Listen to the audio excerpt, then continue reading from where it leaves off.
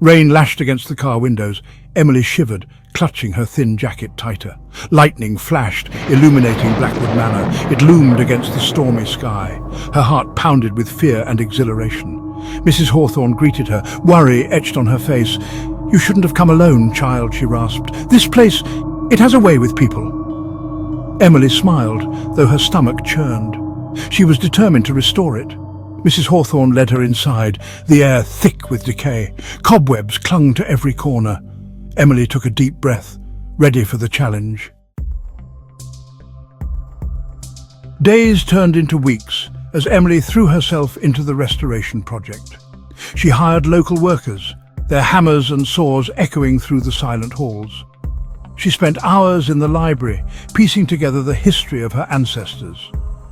One evening, she stumbled upon a hidden compartment behind a bookshelf. Inside lay a small, leather-bound diary, its pages brittle with age. Curiosity piqued, she settled down by the window, the last rays of the setting sun casting long shadows. As she opened the diary, a musty odour wafted up, transporting her back in time. The spidery handwriting belonged to a young woman named Cecily Blackwood. Emily's fingers traced the faded ink as she read about Cecily's life. But as she delved deeper, the entries took on a darker tone. The whispers started subtly, a faint rustling sound that Emily initially dismissed as the wind whistling through the old eaves. But as the days passed, they grew louder, more insistent. Sometimes she could have sworn she heard her name being called, a low, breathy murmur that sent shivers down her spine. Sleep became elusive as the whispers followed her into the night. She would lie awake in the darkness, listening to the creaking of the old house, her imagination running wild. The diary entries became her constant companion, each page fueling her growing unease.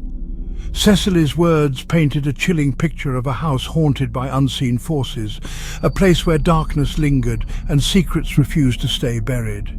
Emily tried to rationalize her fears, telling herself that it was just the old house settling or her imagination playing tricks on her, but deep down a seed of doubt had been planted.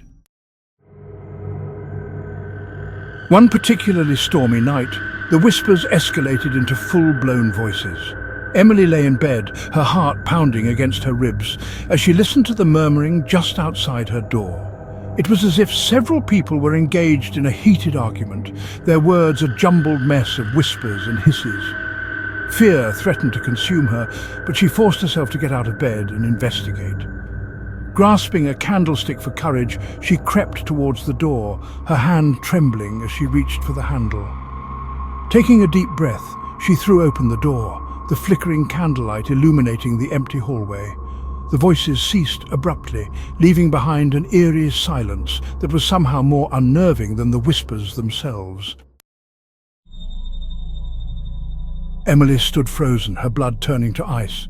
There, at the end of the hallway, stood a shadowy figure. It was tall and slender, its edges blurring in and out of focus. A cold, unseen hand seemed to grip her heart, squeezing the breath from her lungs. The figure remained motionless for a moment, its presence radiating an aura of menace. Then, as if sensing her gaze, it turned its head slowly towards her. Although she couldn't make out any features in the dim light, Emily could feel its eyes boring into her, filled with an ancient sorrow and a hunger that chilled her to the bone. Terror lent speed to her limbs. Slamming the door shut, she stumbled back, her heart pounding in her chest. She fumbled with the lock, her hands shaking so violently that she could barely turn the key. Finally, she managed to secure the latch, the sound echoing in the sudden silence.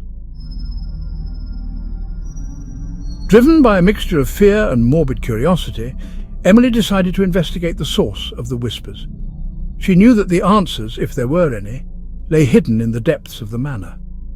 Armed with a flashlight and her grandfather's old hunting knife, she made her way down to the basement. The air grew heavy and oppressive as she descended the creaking wooden stairs. The musty smell of mildew and decay intensified, making her eyes water. Cobwebs brushed against her face like ghostly fingers, sending shivers down her spine. At the far end of the basement, she discovered a room hidden behind a wall of decaying crates. And in the center of that room, shrouded in a dusty sheet, stood a magnificent, ornate mirror. As Emily pulled off the sheet, the mirror shimmered in the darkness, its surface reflecting something other than her own image.